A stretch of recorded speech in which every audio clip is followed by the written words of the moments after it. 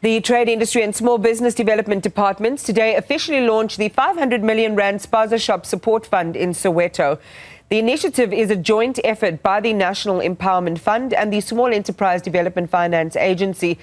It's targeted at South African-owned Spaza shops to help them compete with larger retailers and to ensure that they can comply with food safety standards.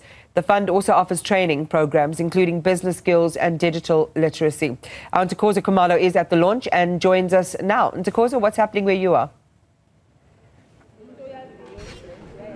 Good morning, Iman. Well, the room is filling up here at the Yetu conference, which is at the Yetu shopping center in Soweto, and that's where those two ministries will unveil that 500 million rand fund. And I do see the business owners that we spoke to a little bit earlier sitting just a few rows behind us. But with me now is Mzi Daimani, who is the CEO of the National Empowerment Fund, just to give us insights on the important role, Mzi, that being the facilitator of such a fund is. Could you help our viewers understand the role that the NEF will play in administering this fund? Thank you very much. So the NEF is going to be providing the funding. We're going to be working with SEDFA, Small Enterprise Development Finance Agency, which falls under the Department of Small Business. We fall under the Department of Trade, Industry and Competition. We are going to be assisting the Spaza shops and the convenience stores. We're going to be supporting them with stock. We're going to be assisting them with refurbishing their stores and ensuring that the products that they are selling is actually product that is accredited and that complies with the health standards. And how, Mzi, will the selection process of who gets that funding play out? You know, you obviously have to ensure that the returns on that investment, you do see that ROI. So how will you be selecting the right entrepreneurs and business owners to be able to access that funding? So the funding is available to South African citizens, people who own the stores, or people who've been naturalized before 1994. And these must be located in the rural areas and in the townships.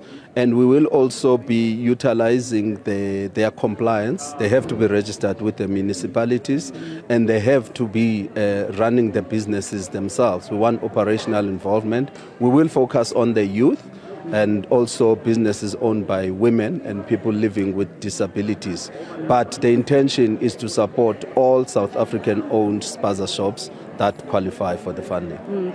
And we met an innovative business owner a little bit earlier who has a store about 10 minutes from here in Meadowlands, and they've, built up a system, a point of sale system that could be rolled out to other Spaza shops. For such businesses that are within the informal sector but are innovative enough in moving up that value chain, the kind of support that they could also get from the likes of NEF outside of finances? Indeed, we are supporting all businesses. Their needs differ. Some of them, like that one, they might need to increase their stock, and they might need to do a bit of refurbishments, or they might need training, because there is also a big need for training to ensure that they run their businesses commercially, they comply with the health standards, and they also work on their business skills. So we will be providing the training.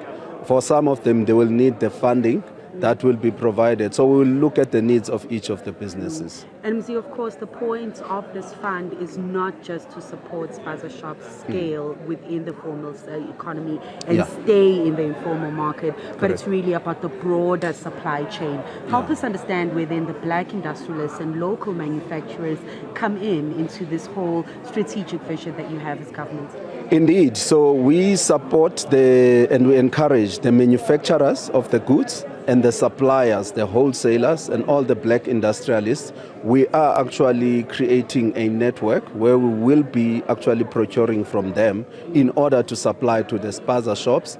There is an accreditation process. We work with Proudly South Africa in order to ensure that the products are properly accredited and everything that goes onto the shelves is actually products that have been tested according to the standards. So everyone who is manufacturing, they are welcome to contact us so that they can be part of this program. So a bit of integration then amongst government agencies, they're working with Proudly South African as well. Indeed. I think that is the key for government, integration and aggregation. because we have to work through the value chains, because at the end of the day, we need to pass the benefits to the ultimate beneficiary in terms of the pricing, the discounts that we'll be getting, because we're going to be buying in bulk. That will be passed on to the consumers, and also ensuring that the products are safe and also they stock in the shops so that people can actually receive the services they need. Well, Mzi, thank you so much for those insights. Of course, Mzi Taimani is the CEO of the National Empowerment Fund, Imane, and in about 30 minutes or so, Minister Stella Ndabeni and Minister Park Staal will then be taking to the podium to really unpack what that fund entails and what entrepreneurs can be looking forward to and how they can ensure that they do get a slice of that cake to allow themselves to grow and scale their operations. Also, that non-financial support, which of course, Iman, is essential to assist businesses to grow. But the program set to start in the next 30 minutes or so, and we will provide an update a little bit later on this afternoon when the event has concluded, Iman.